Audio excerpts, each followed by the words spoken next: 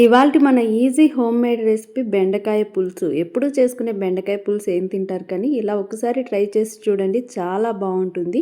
చాలా స్పైసీగా టేస్టీగా ఉంటుందండి. బెండకాయలనైతే నేను ఒక 1/2 కేజీ తీసుకున్నాను. బాగా ముదురుగా కొన్ని ఉన్నాయి. వాటిని తీసి పక్కన పెట్టేసి లేతగా ఉన్న బెండకాయలతో మాత్రమే పులుసు పెట్టుకోవాలి. ముదురుగా ఉన్న బెండకాయలు పీచు పీచుగా అనిపిస్తాయి. వీటిని క్లీన్గా కడుక్కొని తుడిచి ఆరబెట్టుకోవాలి. చూడండి, ఇలా ఒక బెండకాయలో 3 పీసులుగా అయితే నేను కట్ చేసుకుంటున్నాను. పెద్ద బెండకాయలు అయితే 4 చేసుకోండి, చిన్న చిన్నవి అయితే 3 చేసుకుంటే సరిపోతుంది. మరీ చిన్నవిగా కట్ చేసుకున్న బెండకాయలు మొత్తం అంతా బంక అయిపోతుంది పులుసులో. కాబట్టి ఒక బెండకాయలో 3 కట్ చేసుకుంటే సరిపోతుందండి. వీటిని బాగా మనము ఫ్రై చేసుకోవడానికి కట్ చేసి ఒక 2 మినిట్స్ అలానే ఆరబెట్టుకోవాలి. ఎందుకంటే అప్పుడే చేసామంటే వెంటనే చాలా బంకగా అనిపిస్తుంది. కట్ చేసి ఆరబెట్టుకోవాలి కాసేపు. కట్ చేసి పక్కన పెట్టుకున్న తర్వాత కొద్దిసేపు అయితే నేను వీటిని ఆయిల్లో ఫ్రై చేసుకోవాలి. కొద్దిగా ఆయిల్ని అయితే వేసుకోవాలి ప్యాన్లో. బాగా ముక్కలన్నీ చూడండి ఇలా ఈవెన్గా కట్ చేసుకోవాలి.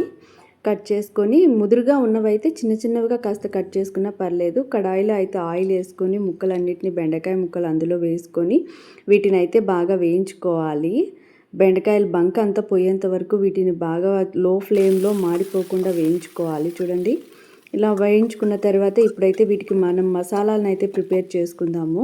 మసాలా శనగింజలు కొద్దిగా తీసుకుంటున్నాను, ధనియాలు కొద్దిగా తీసుకోవాలి, ఎండుమిర్చి ఒక 10 తీసుకుంటున్నాను.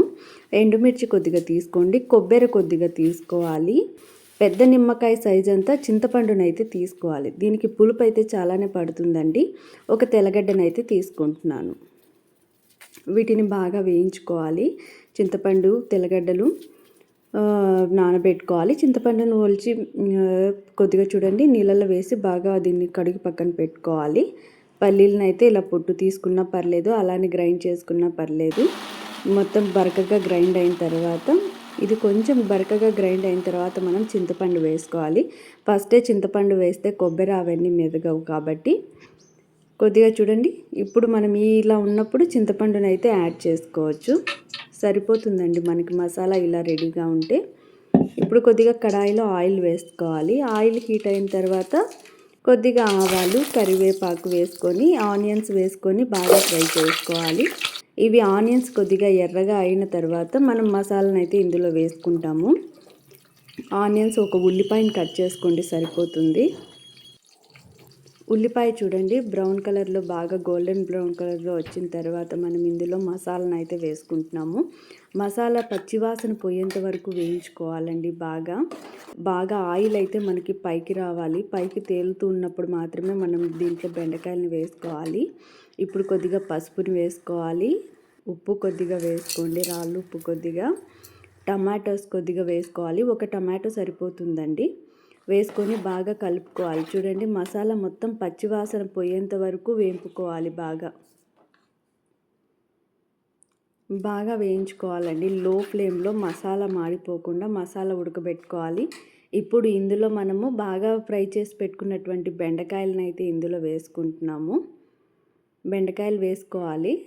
బెండకాయలను కూడా బాగా కలుపుకోవాలి. మరీ ఎక్కువ కలుపుకోకూడదు, కొంచెం లైట్గా కలుపుకోండి.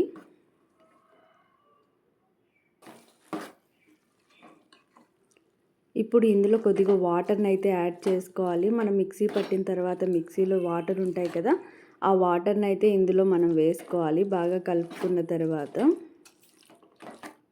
ఇది సంగటి అయితే చాలా బాగుంటుందండి. రాగి సంగటి కానీ చపాతీ లేక కానీ చాలా బాగుంటుంది.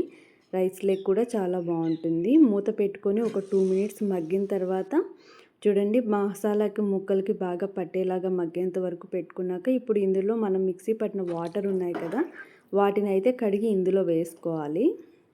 బాగా కలుపుకోవాలి. 1కి 2 సార్లు బాగా కలుపుకోవాలి. ఇప్పుడు మనం ఇందులో ఒక మూత పెట్టి లో ఫ్లేమ్లో ఒక 15 మినిట్స్ ఉడకబెట్టుకోవాలి.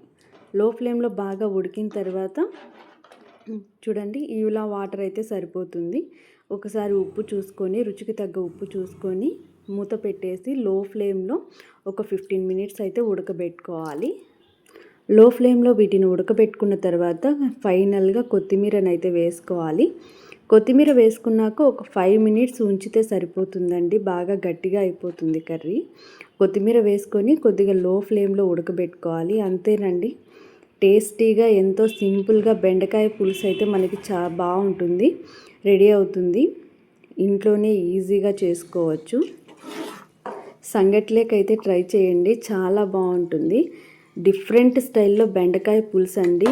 రాయలసీమ స్టైల్లో చాలా బాగుంటుంది. ట్రై చేసి చూడండి. మా సైడ్ అయితే బెండకాయ పులుసుని మేము ఇలానే చేసుకుంటాము. స్పైసీగా చాలా టేస్టీగా ఉంటుందండి. చికెన్ కర్రీ తిన్నంత టేస్టీగా మనకైతే అనిపిస్తుంది. ఒకసారి ట్రై చేసి చూడండి. చాలా బాగుంటుంది. ఇలాంటి వీడియోస్ కోసం జ్యోతి ఛానల్ని సబ్స్క్రైబ్ చేసుకోండి. Thank you for watching.